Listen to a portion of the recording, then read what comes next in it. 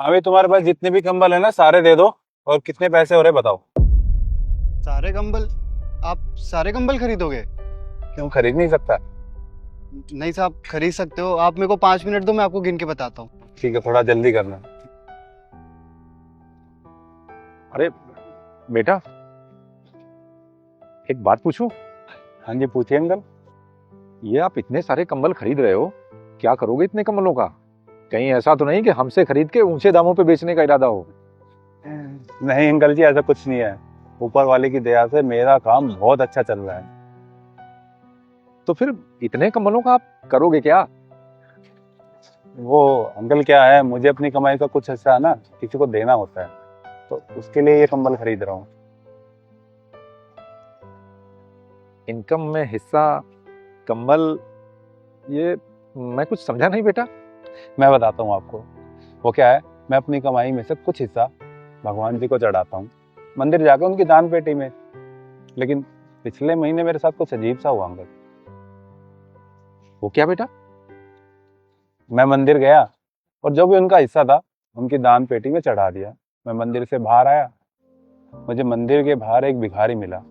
उसने मुझे कुछ खाने को मांगा, मैंने उसको 100 रुपये दे दिए और मैं अपने घर चला गया। रात को मुझे सपना आया और सपने में मुझे भगवान जी ने दर्शन दिए।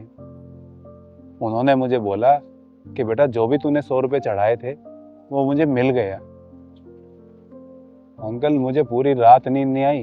अगले दिन मैं पूरे दिन सोचता रहा कि इतने टाइम से मैं मंदिर में चढ़ावा चढ़ा रहा हूँ, उनका हिस्सा दे रहा हूँ, लेकिन आज तक भगवान जी मेरे सपने में नहीं आए, ऐसा कुछ भी नहीं हुआ। लेकिन मैंने 100 रुपये उस जरूरतमंद को दिए, उस गरीब को दिए, तो भगवान जी खुद आए और उन्होंने बोला कि मुझे चढ़ावा मिल गया। तब मुझे समझ में आया कि असली चढ़ावा वो नहीं है जो हम मंदिर की दान पेटी में देते हैं। असली चढ़ावा वो है जो हम किसी जरूरतमंद को देते हैं। मैंने अंकल तब से ही सोच लिया कि अब से जो भी भगवान का हिस्सा होगा मैं किसी जरूरतमंद को दूंगा। और अभी आपको पता है कि ठंड आ रही है, तो कितने ही लोग रोड पे रहते हैं, उन्हें ठंड लगती है, कितने ही जरूरतमंद है। तो ये सारे कंबल मैं उनके लिए खरीद रहा हूँ। ये तो तुम बहुत अच्छा करते हो बेटा। और कहा भी गया है कि दीन दुखियों की सेवा ही परमात्मा की सेवा है, और भगवान का भी एक नाम दरिद्र नारायण भी है। और तुम जैसे लोग तो दुनिया में बहुत कम हैं। और हम होते कौन हैं भगवान को कुछ देने वाले? क्योंकि हमारे पास जो कुछ भी होता है सब भगवान का ही दिया हुआ होता है। सच्ची जरूरत तो जरूरतमंदों को है, तो जब भी दान करो जरूरतमंदों को करो। सही कहा अंकल जी। साहब, पूरे 150 कंबल है। और एक कंबल कितने का है? साहब, एक कंबल 1200 रुपये का है। और टोटल कितने हो गए? साहब, 1200 का एक कंबल है तो 150 के 1,80,000 हो गए साहब।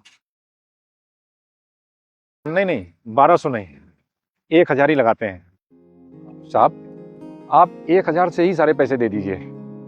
आखिर इस पुण्य कार्य में कुछ हमारा भी तो हिस्सा होना चाहिए। जी, थैंक यू अंकल। सागर, इनकी पेमेंट दे दो और ये सारे कंबल आज जरूरतमंद को दे देना। जिसको भी जरूरत लगे उसको दे देना।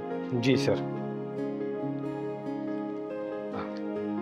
अंकल, ये लीजिए आपके पैसे।